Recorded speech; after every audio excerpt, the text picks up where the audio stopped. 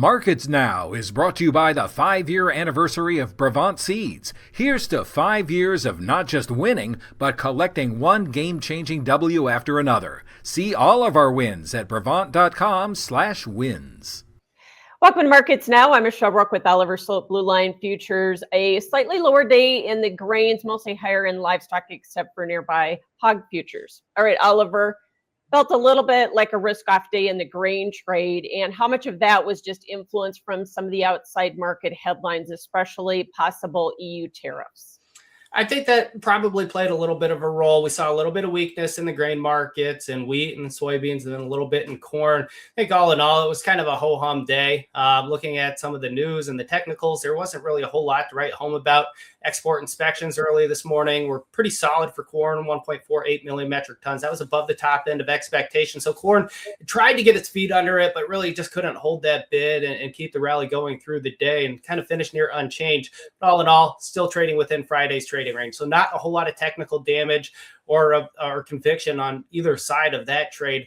Right now, what we're looking at for resistance, 425 to 427. That's going to be the big hurdle for the bulls to get out above, to maybe spur some technical momentum.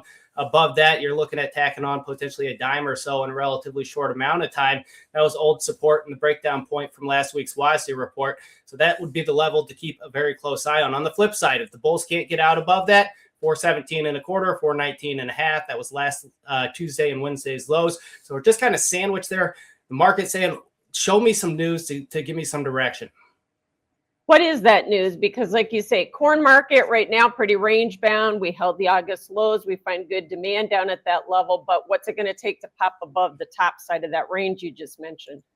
I think there could be a few different catalysts. You could see some weather events from South America. You could see some outside market money flow into things. Crude oil has been remarkably strong over the last couple of weeks. It was on the verge of a breakout at one point last week. So if you get some of these other markets moving, potentially that spills into some additional momentum in the grain sector. Looking at how the funds are positioned right now, they're short about 91,000 futures contracts, which is the biggest net short since October. So I think if we can get out above some of those levels, get a catalyst to do that, potentially that spurs just technical momentum and some short covering as it is. Looking at some of the seasonals, looking at the 5 to 30-year price averages, we do start to see some strength come into the market over the next month. So potentially seasonals would be a catalyst to keep an eye on as well.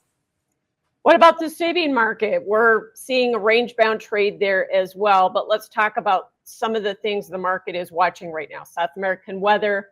China's at 12 million metric tons supposedly on their purchases. Do they quit buying? Is that what we're going to be looking for? That's what the market is just kind of waiting and seeing for. And I don't blame the market for doing that. At today's high, right near 1068, that was basically unchanged from where we were trading before last week's WASDE report. So at a pretty big inflection point for the market on that end. Export inspections this morning, that was pretty good, 1.34 million metric tons. That was near the upper end of the range. But as you had mentioned, a lot of this price action here over the next month or so is going to be very heavily dependent on weather in South America, and then whether or not China continues to keep buying soybeans. So that's going to be the big thing to keep a close eye on there. And then before long, you and I and everybody else within the markets are going to be talking about what we're going to be able to plant in the United States. And right now, it's really tough to make soybeans work at these price points, I think. So potentially soybeans try to buy some acres, pretty optimistic and upbeat, looking at that November contract, that new crop November contract. But again, had a jawboning back and forth, waiting to see some more market news before getting overly excited or too down on anything. Yeah. At this point, when do we start to see South American hedge pressure start to hit the soybean market? Yeah, I wouldn't be surprised to see that maybe push back a little bit more. I think they're still kind of in a wait and see mode. Last week, we did get some CONAB estimates. They lowered production for corn and soybeans, albeit slightly. I think the silver lining was that it wasn't growing anymore. So potentially we can get further reductions, maybe get a little bit more premium in this market, and potentially that's when you would get it. As with corn seasonally, you get a little bit of a little bump higher here over the next month or so. I think in a month from today, roughly, I think that's when you'd start to see the market maybe start to have a little bit of a short-term pop. Right. In your mind, though, after the bearish WASDE, do you think that we have all of that bearish news worked into the corn market, even the soybean market? The markets react faster than I can ever remember. I mean, you look at where we're trading at right now, and you look at where we closed last week. Last week, corn was down, about 20 cents or so. All of that happened within the span of about a 5-minute window. And since then, since last Monday, we've been just stuck in a pretty narrow range, about 7 cents or so. So the market, I think, has done a good job at digesting that information. Unfortunately, there hasn't been a whole lot more movement on either side of that range. It's just been a stalemate. So with the price action that we've witnessed over the last week or so, I'd say the market is probably priced in a lot of that bearish news. And some people, including myself, are wondering, what more bearish news can you throw at these markets at this point? Yeah, that is very true. So even the wheat market with a lower dollar here today could not get up and go.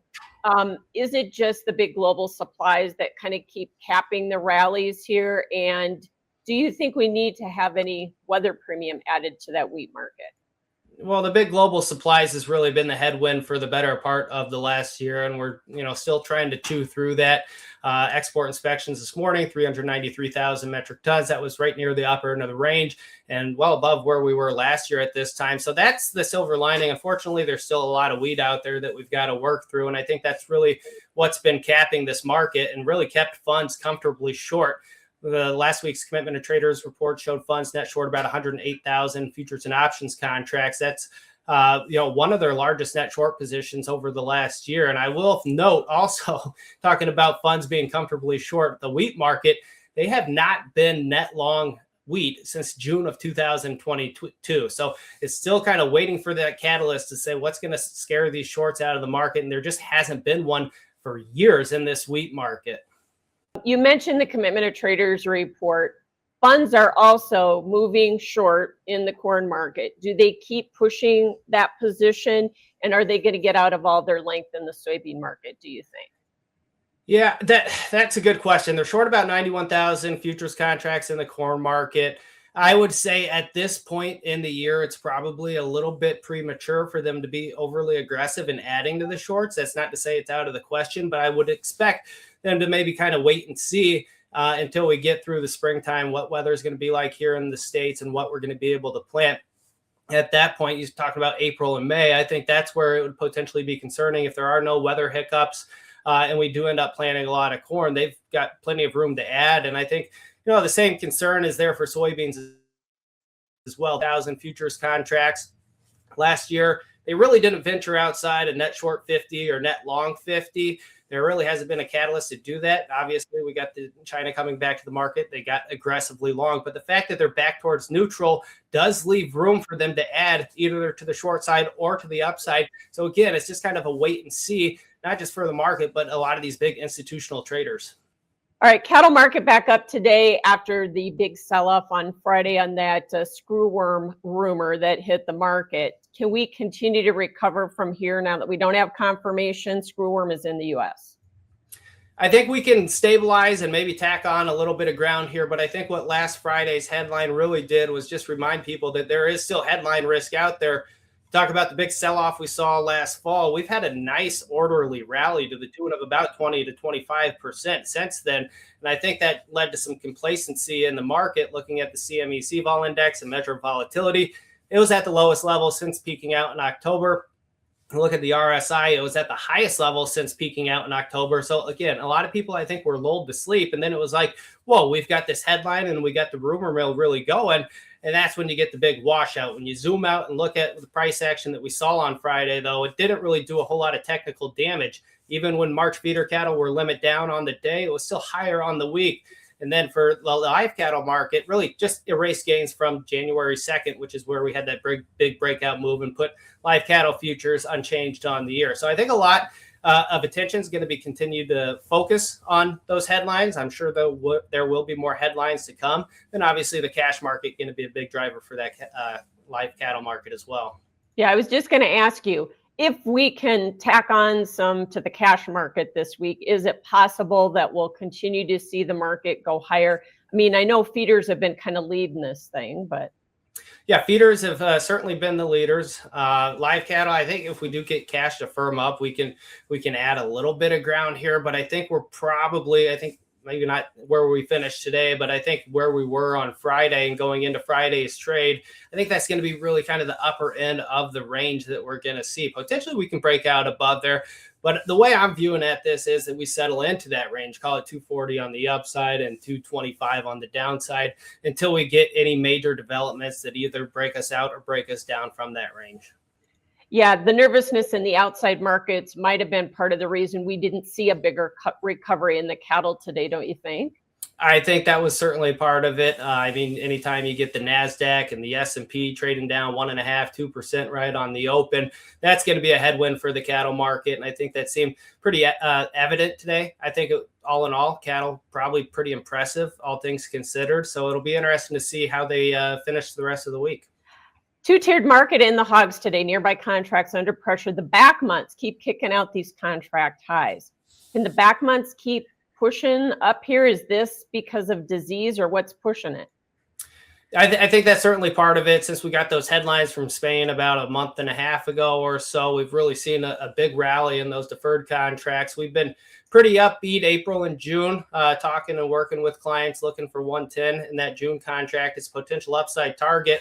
Didn't quite get there today, but kind of working with those clients who've been managing those positions. I think if you've been enjoying this nice rally to the upside, whether physical or on paper, I think this is time to take action. We are overbought for the first time in a while, about since September, when we coincidentally peaked out near this area in the April contract. So we're up at these price points and some technical levels and technical indicators saying, hey, maybe trim some things, look at some protection if you need it.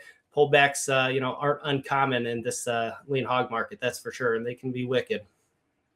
Very true. Good advice. Thanks so much, Oliver Sloup, Blue Line Futures. That's Markets Now. You were right. You were right. You were right. Well, you were right. When you choose your seed brand, there's winning, and then there's... You were right. Should have gone with Brevant seeds. When you choose Brevant seeds, you don't just win. You get to be right. Don't just win. Win. Talk with your retailer or visit Brevant.com/win to get started.